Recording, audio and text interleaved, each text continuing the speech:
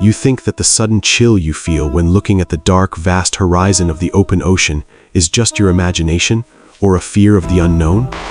You are wrong. That instinctual shiver is actually an ancient warning system, a piece of biological software installed in your brain because 400 million years ago your ancestors lived through a literal aquatic nightmare.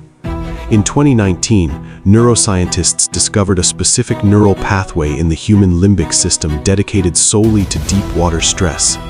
When they looked for the origin of this code, they found a trail leading back to the most violent era in Earth's history, the Devonian period. During this age, a predator named Dunkleosteus patrolled the depths. It had a bite force of 80,000 pounds per square inch, delivering more energy than an anti-material sniper rifle. It could strike twice as fast as you can blink, and its jaws acted like a physical vacuum. It's a 400-million-year-old survival manual written in your DNA, and it's screaming at you to stay away from the water. So, what kind of world could spawn such a terrifying judge of the deep? You think the Earth then looked like it does now with vast grasslands and familiar mountains? Wrong again. It was a true water world, with oceans covering more than 85% of the globe, nearly 15% more than today. If you moved those sea levels to the modern day, every major coastal city on the planet would be permanently submerged thousands of feet beneath the dark silt of the ocean floor. The tectonic plates hadn't drifted into their familiar positions yet. Near the equator, there was no Africa. Instead, there was a massive landmass called Euramerica, a jigsaw puzzle of today's Europe and North America. In the southern hemisphere sat the supercontinent Gondwana, packing Antarctica, India, Australia, and South America into one giant block. In this boundless blue territory, evolution was engaged in an unprecedented arms race. While scientists call this the Age of Fishes, it should rightfully be called the global meat grinder. To survive, evolution produced killing machines that ignored defense and focused entirely on lethality. Dunkleosteus was the undisputed judge of that race. Dunkleosteus was the first heavyweight champion of the world. Before it arrived, the ocean's hunters were the size of small dogs, scavenging like wolves in the shallows. This beast pushed the scale to over 4 tons. You think it had scales and fins like a modern shark? Wrong. The front half of its body was encased in bony plates over 5 centimeters thick. This material, known as dermal bone, has a hardness and density approaching that of human tooth enamel. It was a biological main battle tank that could swim at 30 kilometers per hour, 4 times faster than an Olympic gold medalist at full sprint. But its mouth was the real horror. It didn't have teeth. It had self-sharpening bone blades. Using a 4-bar linkage mechanism, the same physics used in modern industrial pumps, it could snap its jaws open in 20 milliseconds. Humans take 150 milliseconds to blink. By the time your eyelids move once, Dunkleosteus has already bitten you twice.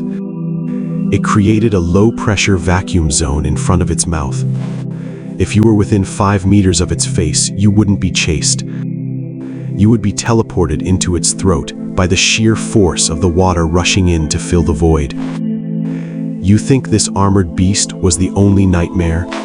Think again. The Devonian seas were a house of horrors. There was Holoptychius, a predator weighing over a ton, with a flexible skull that could swallow prey nearly as big as itself.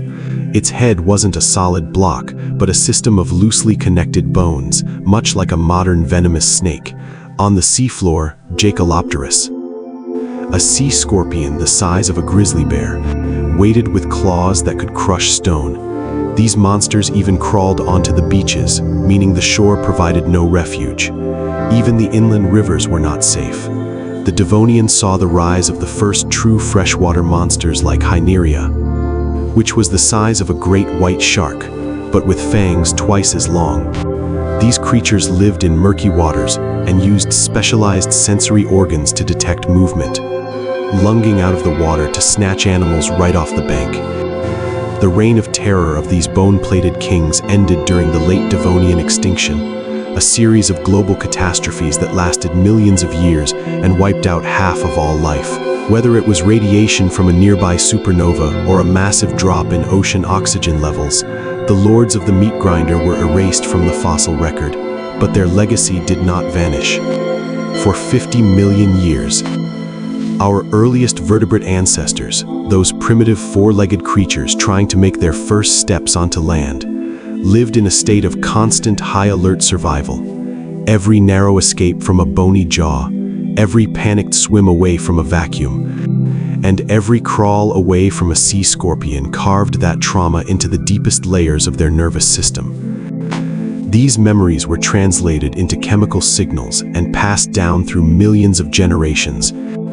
So the next time you stand on a pier or wade into chest-deep water and feel that sudden, inexplicable chill down your spine, don't think of it as cowardice. It is your 400-million-year-old ancestor whispering to you through the mists of time. They are reminding you that in the deep, no one is a master, everyone is just a visitor. And the real owners of the abyss are always watching from the dark. Deep-sea phobia isn't a fear of the unknown. It is a memory of the truth. We are just the spectators of a 500-million-year-old experiment, and we happen to show up during the quietest part of the show. The monsters of the deep are not gone. They are merely waiting for the climate to shift or the oxygen to rise for the next cycle of gigantism to begin. The ocean hasn't changed. It's just holding its breath, and one day the intermission will end. When that day comes, the real leviathans won't be on your computer screen. They'll be under your boat, and there won't be a save game button to press. You are just the luckiest survivor in history, standing on a graveyard of gods, hoping that the tide doesn't bring the past back to life.